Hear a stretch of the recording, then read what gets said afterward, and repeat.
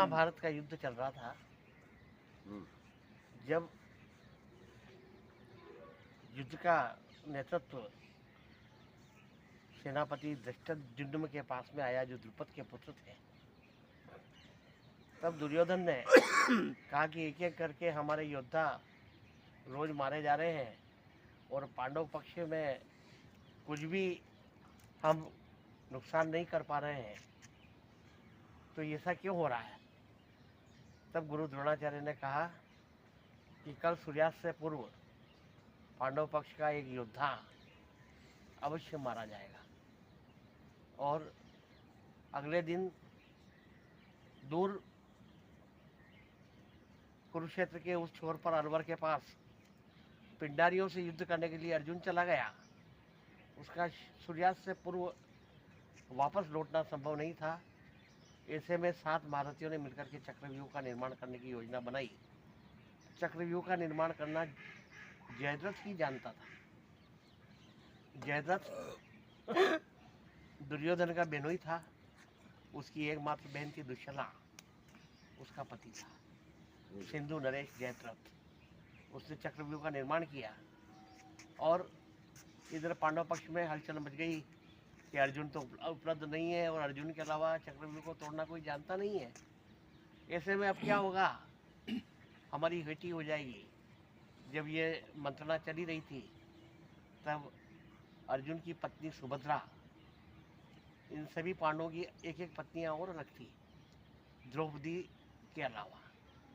सुभद्रा से जो पुत्र पैदा हुआ था अभिमन्यु, वो अर्जुन का पुत्र था, और सुभद्रा कृष्ण भगवान की बहन थी, इसलिए अभिमन्यु उनका भांजा था। तो अभिमन्यु ने आकर के कहा कि मैं चक्रव्यूह तोड़ना जानता हूँ, उसमें घुसना जानता हूँ, पर मैं उसके बाहर निकलना नहीं जानता।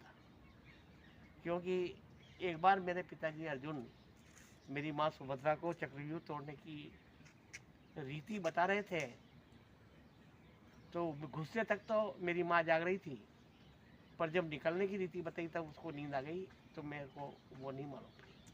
आज मेडिकल साइंस ये सिद्ध कर रहा है कि गर्भवती माता का विचारों का गर्भस्थ शिशु पर पूरा प्रभाव पड़ता है।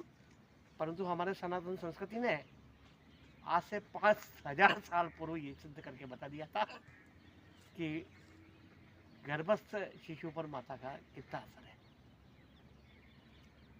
अब उन्होंने कहा कि सभी पांडवों ने कि भाई अभिमन्यु को चक्रव्यूह तोड़ने के लिए अंदर घुसने दो, निकाल तो हम सब बाहर लाएंगे, घुस अगर ये जाएगा तो निकाल हम लाएंगे। ऐसे कह के उसको आज्ञा दे दी। अब अभिमन्यु चला। सबसे पहले उसने धर्मराज युधिष्ठिर को प्रणाम किया। उन्होंने कहा कि आयुष्मान भव, जीते रहो। भीम को कहा प्रणाम, जीते रहो। एक एक करके सभी पांडवों को प्रणाम करता गया, तो उसने जीते रहने का आशीर्वाद दिया। अंत में जब मामा कृष्ण के पास में आए तब उन्होंने कहा यशस्वी भव।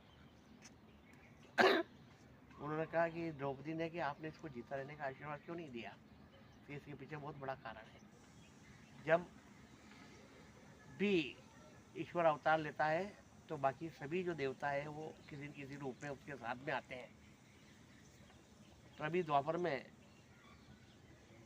मेरे साथ में सूर्य ने अपना पुत्र दिया कर्ण, वायु ने अपना पुत्र दिया भीम, इंद्र ने अपना पुत्र दिया अर्जुन, अश्विनी पुत्रों ने अपने पुत्र दिए नकुल सहदेव, और धर्मराज ने दिया युधिष्ठिर। अब मैं चंद्रमा के पास गया कि तुम, जब सूर्य ने अपना पुत्र दिया तो तुम भी दो। तो चंद्रमा ने कहा मैं मेरे पुत्र से बहुत प्यार करता हूँ, मैं उसे नहीं दूंगा। तो नहीं, देना तो पड़ेगा। तो ये एक शर्त में दे सकता हूँ कि जब वो 16 साल का हो जाए उसे मुझे वापस देना पड़ेगा, क्योंकि मेरी 16 कलाएं हैं और मेरा पुत्र 16 वर्ष का होकर पास वापस मेरे पास आना चाहिए। अभिमन्यु का मतलब ही होता है चंद्रमा के समान। अभिमन्यु यानी चंद्रमा के समान, तो चंद्रमा का पुत्र था और उसे वापस 16 साल की उम्र में दिलाना था। तब 7 महारथियों ने अभिमन्यु को घेर लिया और उसे अनितिपूर्वक निशस्त्र मार डाला। इस प्रकार से चाहे महाभारत के युद्ध में कितने ही योद्धा लड़े, परंतु किसी के आगे वीर शब्द नहीं लगता है। वीर शब्द सिर्फ वीर अभिमन्यु के आगे ही लगता है, क्योंकि इससे इतना बड़ा यशस्वी और कोई योद्धा नहीं हुआ। तो कृष्ण भगवान ने उसे आशीर्वाद दिया था कि यशस्वी भव, क्योंकि अगर वो कहते थे जीवित रहो तो फिर भगवान की वाणी कभी झूठी नहीं हो सकती। धन्यवाद।